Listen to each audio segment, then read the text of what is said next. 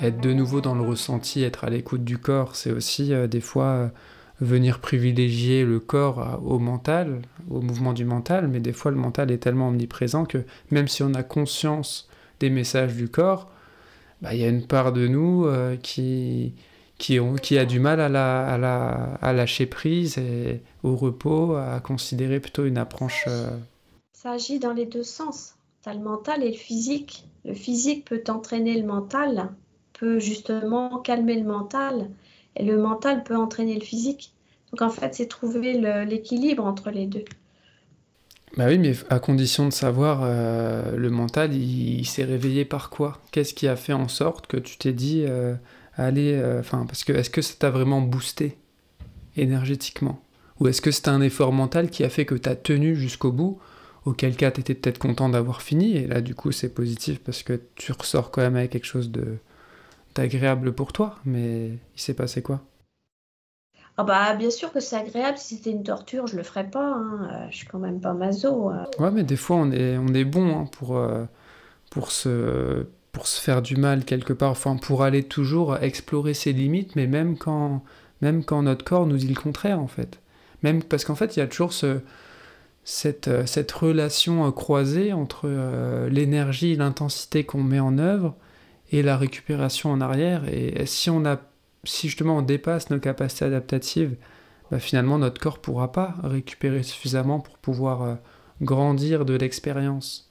Donc c'est toujours... Moi je sais que de plus en plus je suis dans une approche qui est justement très, très à l'écoute de mes niveaux d'énergie et très à l'écoute des moments où je pourrais justement euh, bah, euh, aller dans une intensité trop importante qui me ferait perdre mon énergie au lieu de le faire maturer, quoi.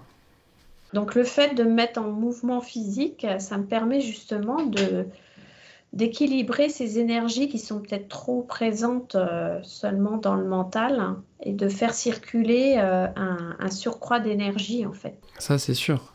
C'est sûr, mais ça dépend toujours de l'intensité que tu mets derrière. Si simplement tu fais des petits mouvements pour te délier un peu, pour faire en sorte de circuler les énergies, mais là, t'as pas forcément de dépenses énergétiques importantes. Ton cardio, il fonctionne pas forcément énormément. Tu peux simplement faire des petits mouvements, voilà, délier un peu le tout, quoi. J'en fais aussi, hein. J'en fais aussi dans la semaine. Mais dans les périodes où tu sens que ton niveau d'énergie, par exemple, est très bas, bah, ça peut être judicieux du coup bah tiens, de pas aller courir, mais par contre, de faire une petite séance de posture, de yoga, de n'importe quoi, d'étirement. C'est ce que je fais aussi. Moi, je sais que globalement, aujourd'hui, je fais plus trop, même voire plus du tout d'exercice à haute intensité. Ah oui. Ouais, c'est fini. Je vais marcher une fois par jour, quand je peux. Et sinon, bah voilà, je fais des exercices. Mais toujours, je m'arrête toujours au moment où je sens finalement imaginons que mes muscles commencent à se tendre. Ou que mon corps, justement, m'envoie un message. Bah, quand je vais travailler, imaginons, je vais travailler au maximum à des intensités à peu près sur une échelle de 7 sur 10, tu vois. Où je sens que du coup, mon corps, ou le muscle qui est travaillé, ou mon organisme, il est en adaptation parce que il y a un relatif inconfort, mais en même temps, il peut maintenir sur du long cours. Mais jamais, du coup, je vais franchir. Important de récupérer entre deux mouvements, justement. Ouais, mais déjà, le fait que j'aille pas dans des échelles d'intensité très très fortes va faire en sorte que je vais récupérer beaucoup plus facilement, sans même me dire que là, tiens, je vais me faire une journée off pour récupérer. C'est plutôt une forme d'habitude, justement, pour pouvoir délier l'énergie, pour pouvoir faire circuler dans mon corps toutes les énergies qui auraient tendance à stagner par la sédentarité et l'inertie. Je suis beaucoup plus dans une approche comme ça aujourd'hui. Et de toute façon, je peux sentir très vite que il n'y a plus rien aujourd'hui qui va me nourrir dans le côté pourquoi en fait pourquoi je me fais mal en fait à travers la pratique sportive. Que tu touches à un certain inconfort parce que justement, t'amènes ton corps petit à petit à aller plus loin, à pouvoir explorer d'autres choses, à pouvoir se renforcer. Ça, je suis OK. Mais il y a toujours quand même ce truc souvent de performance à dire, ah bah, je veux maintenir un niveau de performance ou je veux développer un niveau de performance. Mais en fait, pourquoi? En quoi ça t'est utile déjà d'une dans ta vie de tous les jours et justement dans cette démarche de conscientisation qu'on suit par exemple? En quoi c'est important d'aller faire X kilomètres par semaine à X intensité pourquoi vouloir développer certaines compétences, devoir développer certains mouvements alors qu'ils ne sont pas du tout utiles dans le quotidien, avant même justement d'avoir ce regard énergétique, d'avoir cette conscience énergétique, de sentir ce qui se passe dans le corps, comment notre énergie est aujourd'hui, comment on peut la mettre en œuvre sans la brusquer, comment on peut la faire circuler. Tu vois, quand on parlait de la sexualité tout à l'heure, bah pour moi, en fait, on est pareil au niveau du corps.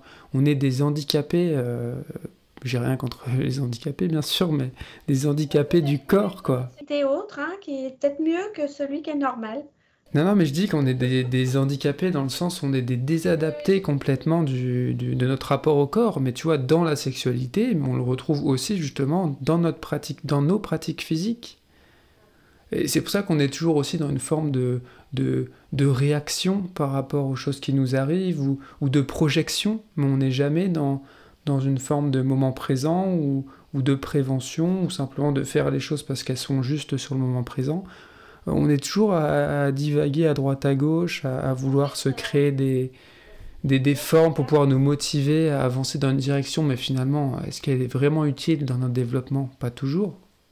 Le gros handicap de l'être humain, c'est qu'il s'est coupé de l'écoute en général. Son écoute à lui et l'écoute de l'autre. Et tant que cette écoute ne se développe pas, ne se recontacte pas, on fait les choses vraiment par mécanicité et sans réelle conscience. Parce que l'écoute, elle est aussi dans l'acte sexuel, l'écoute est aussi dans l'échange verbal avec quelqu'un, l'écoute est aussi dans se comprendre soi par rapport à son corps, par rapport à ses pensées. Tout ça, c'est une histoire d'écoute, d'attention en fait. C'est toute la beauté du principe féminin, hein, le principe yin de réceptivité. Et c'est sûr qu'on est dans une société dite patriarcale, du coup une société qui fonctionne à l'action, à la productivité, à la performance. Et du coup, tous les êtres humains, tous les individus qui vivent dans ces sociétés-là, ils ont tendance à reproduire mécaniquement ces schémas-là. Malheureusement, il y a beaucoup de femmes qui ont vraiment mis de côté leur féminin et qui se comportent comme des mecs, quoi. Mais c'est hyper légitime aussi, puisque c'est une société qui fonctionne comme ça. Donc si la femme, aujourd'hui, voulait exister aux yeux de cette société-là, elle était obligée quelque part de se travestir dans des jeux de rôle, quitte à en exclure sa féminité, pour pouvoir, par exemple, avoir des postes à responsabilité, pour pouvoir avoir un semblant de pouvoir dans cette société-là, elle reprend les mêmes codes que le masculin. C'est sûr, c'est malheureux, elle se coupe de sa réalité. Elle ne se rend pas service. Non, c'est sûr. Foncièrement, moi je suis persuadée que c'est parce que la femme va recontacter vraiment son féminin et le manifester que les choses pourront changer. Et même par rapport aux hommes. Hein. J'ai envie de dire, oui, c'est déjà un équilibre interne à trouver. Alors oui, l'homme a une dynamique naturellement plus dans l'action, dans le côté yang, et la femme dans la réceptivité. Certes, ok, mais on a quand même tous ces deux pôles en nous-mêmes. Et du coup, il y a aussi une harmonie à trouver par rapport à ça. Et en plus, c'est souvent très schématique et très binaire, mais en fonction de l'homme et en fonction de la femme, il y a tout un panel qui est très très différent en fait. Il y a plein de choses qui viennent reconsidérer cette binarité qu'on a figée entre un fonctionnement masculin et féminin qui s'oppose. Mais non, ça s'oppose pas tant que ça. C'est à nous chacun de faire descendre ces principes-là en nous et de les faire cohabiter au mieux pour pouvoir cohabiter au mieux avec les autres aussi.